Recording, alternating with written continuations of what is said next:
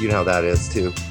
All right, I'm going to move on to Indiana Vassilev, who was touted, last season or the season with Aston Villa last season, where, he's a young American, a teenager who was getting some game time with a Premier League club. And Indiana Vassilev was first loaned out to Burton Albion in the Championship, and that didn't work out. Or was that League One? I'm sorry. That didn't work out. He was getting no playing time. So they're like, okay, well, we'll just loan him out to a League Two team. Okay, so now he's at Cheltenham Town, and he still can't get playing time. He's riding some hardcore pine at Cheltenham. I don't know what that means. It usually isn't good. I know that Cheltenham are at the top of the table, so they're looking to move to League One, and maybe they just aren't going to give young players any playing time. What a weird loan that is. It is. Why would you loan him to a team that's at the top looking to get promoted? That doesn't make any sense. It doesn't make any sense, but it also tells me maybe he's not playing real well right now. Because I'm sorry, if you are in League Two and some team from the Premier League loans you a player, and he is so obviously better than all the players that you have on your League Two team, you're going to play that kid. I don't care if he's 12. You're going to play him. So something's not going on. Something's not going right here. He is not settling in. He's not performing. I can't just blame it all on the team and the manager. There's something else not happening here. That's possible, but I mean, it's just you're top of the league. Why rock the boat?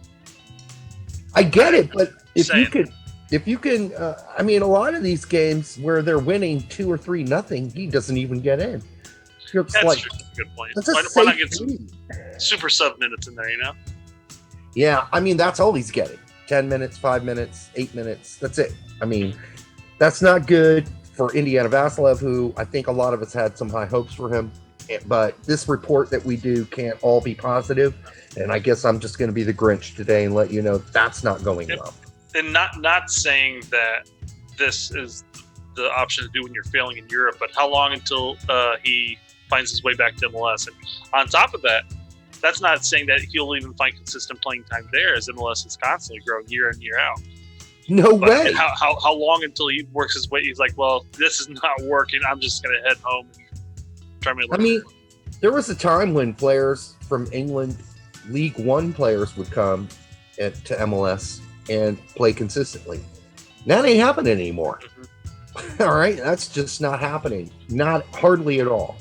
And if you can't even play in League Two, you're probably going to play in USL. And you're just not good enough for MLS. So something's got to go on there. Either they got to get a better loan going, or Vassilev's got to pick it up and get some Clint Dempsey attitude and say, hey, I'm demanding I play. I'm the best player here out in training, and I want to play. So, and when he gets his time to play, his 10 minutes, he should go out there and have an impact. That's not always easy. 10 minutes is not a long time. So, especially when your team's up 2-0 or 3-0, they're more likely just going to waste the last 10 minutes to get the game over with. So, yeah, a lot of things happening there, but I thought I'd bring it up. Your turn. You mentioned USL, so I'm going to bring up a fun topic. All right. DeMarcus Beasley came out and said that he missed playing, and the 11 said, what are you doing between May and November? And he kind of gave a, scratching his chin emoji. Not emoji, but GIF. I don't know if they'll ever amount to anything, but that would be freaking cool if he came and played for Indy. This is so funny because it's one of the first bar conversations I had with Peter Wilt when he came to Bloomington to visit me. Yeah. So we're having drinks and cocktails. He's coming down to visit me because I'm the president of the Brickyard Battalion, and they're thinking about bringing professional soccer to Indianapolis, which indeed it became, and the Indy 11. And one of the first things we start talking about is, wouldn't it be cool in like 3 or 4 years if we could find a way to get DeMarcus Beasley to come and play for Indy 11? Like at the beginning, if you remember, Indy 11 had a lot of former IU players on it.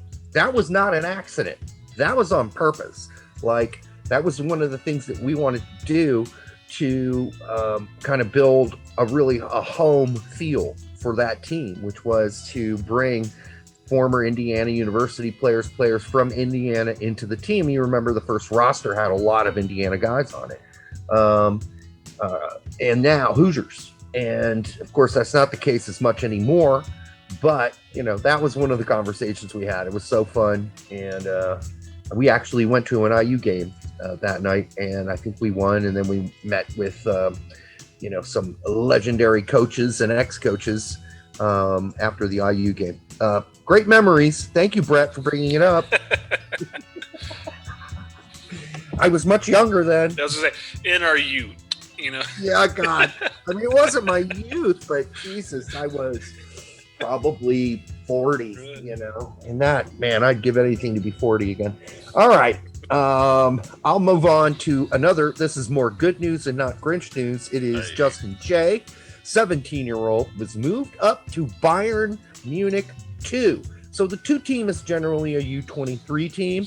It's for, greater prospects, Bayern Munich prospects. So he's moving out of the U19s, which is already a step up because he could have played for the U17s. So they already had him on the U19s. And it didn't take him long to go, let's just bump him straight up to Bayern Munich 2. And he got some minutes at the end of the game this weekend, which is great. And I mean, a lot of people are excited by Justin Shea. But the bad news is, Brett, he went to the German press and in German said, yeah, I'm really hoping the German national team's watching. Really awkward if you said that in American or English. What's going on, Justin? What are you doing, dude? Why are you saying such things? You've been an FC Dallas guy for a long time in their youth program.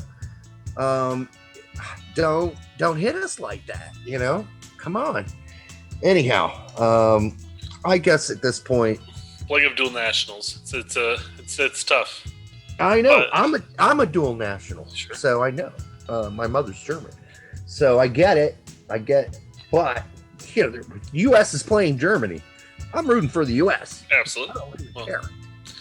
I'm not a dual national, so absolutely, yeah. I'm rooting for the U.S. Yeah, exactly. And Corbett, what is that? That's like Irish or Scottish or something, right? Yeah. Robots are in there. Part Irish, Polish, but Scottish. Corbett is actually, yeah. English. Yeah. Kicked out of Ireland. Oh, did you? Oh, well, you got red hair too, so. Oh, I don't have red hair. I mean, I've got some copper tone to my beard, but no, I'm absolutely more of a dirty blonde. Okay, fair enough. All right. Yeah. I don't know why I always thought, Brett kind of has this sort of leprechaun quality, a large leprechaun. I was to say, definitely not size-wise, but in both height and girth, Well, girth now, but not back then. So yeah, much. Absolutely, yeah. We've all got girth now. There's no way around it. All right, let's do a couple more, and we'll call this the end of this segment. Sure. Your go. Well, Konrad de la Fuente is being shopped out over the summer, is what it appears to be. Well, yeah. Not really being shopped out. Barcelona apparently is entertaining offers. Yeah, they're open offers. Yeah, that's fine. They're saying, hey, here's a promising young lad. You want to offer some money? We might take it. And it might end up being a loan. We don't know. But they're basically saying, hey, he's not playing for our one team anytime soon. He's getting some playing time, but not enough. And you know what? Loan is probably the best thing in his future right now. Barcelona's obviously always deep up top. From cracking it consistently, things would have to change. But I think a loan would probably be the best thing for him. And who knows? Even like I said, even a transfer would be a good thing for him. Hey man, go hook up with Valencia and Yunus Musa. There you go. They could use the help. And besides Musa, a lot of their outside play sucks. So, I think Ives' article had mentioned that there was a interest from Hertha Berlin earlier. Yeah, those German Atletico clubs. Madrid. Yeah, well, those German clubs are all over American players right now, and a lot of the German clubs are now looking to form the same sort of partnership that Bayern has with FC Dallas. They're like jealous. They're like, God, why don't we have a partnership like that with one of the better producers of young American players in the United States. Like there's some, obviously you got NYFC and Manchester City. That's not really that big of a partnership because, Joe Scally went off to Mönchengladbach, right? It's just an expansion of a brand name. That's not much of a partnership. Reina, who is a NYCFC kid, he went off to Dortmund. That's not that's not a Manchester City related team. Man City could in fact purchase him later. Yeah, they could because they got the money. But then you look at like RB Leipzig in New York, Red Bulls and Salzburg, and how they sort of interact and work together and sort of shuffle players through the system. So, Holland was at Salzburg, and Leipzig said, we'd like to keep him, but, we're going to make so much money out of this, we're willing to sell him to Dortmund. But you still got Tyler Adams going through that system from New York Red Bulls to Leipzig. You had Jesse March from New York Red Bulls to assistant coach at Leipzig and then to Salzburg. So there's some interaction going on there, but not enough. I think there are a lot of German teams who think it's time for us to build a relationship with one of the top, academies, MLS team who have a great academy. Well, and with Red Bull's connection and everything, their partnership, it does offer the ability for them to easily scout and game in, game out players in MLS. So that's why you saw somebody like Aronson move off to Salzburg. So it's just they say they have the opportunity to see what young guns are coming through the works and purchase them on the relative cheap, not necessarily the cheap. And I was talking to a friend who lives in the Dallas area and is an FC Dallas fan and has been for 10 years, 15 years or whatever. And he was saying, listen, it's crazy. The amount of German scouts that are in and around the FC Dallas program, scouting our players, it's just ridiculous. I might have just given away who he is. Damn. But he, what he was saying was, it's ridiculous. We're people. They're like fawning all over us. They're at every practice. They're at every U15 game. They're at every U13. They are looking for the next McKennie. They are looking for the next Pulisic. They are looking for the next Reina, and they're looking at it right now, and at FC Dallas because they're just pumping players left and right with McKennie, Richards, and so. Yeah, he said it's insane. It's never been as crazy as it is now. And I hope how many players each year do we see are being sent over to Europe from FC Dallas? Every year, there's at least 2 to 3 going into youth programs in Europe consistently, and yet FC Dallas still manages to sign many homegrown players who then have the opportunity to move to Europe. So whatever FC Dallas is doing, especially with the youth program for the past couple decades, has been phenomenal. It is because think about it. We had Servania go to St. Pölten in Austria, Reynolds, Roma. Justin Che is another FC Dallas kid at Bayern, and Bayern brings like Pepe and Tessman and all these other players in every year. 4 or 5 of the FC Dallas kids get to go play and practice with Bayern over the break.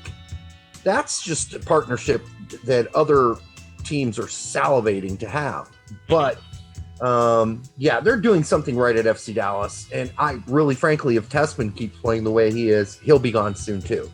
And people are still talking about Pomacall, but Pomacall's got to prove that he can play 2 seasons without getting injured before anybody cares at all. Because he's got injury prone stamped all over him, and I feel bad for him, but that's just what happens. And especially so young to have these constant recurring injuries. Excuse me.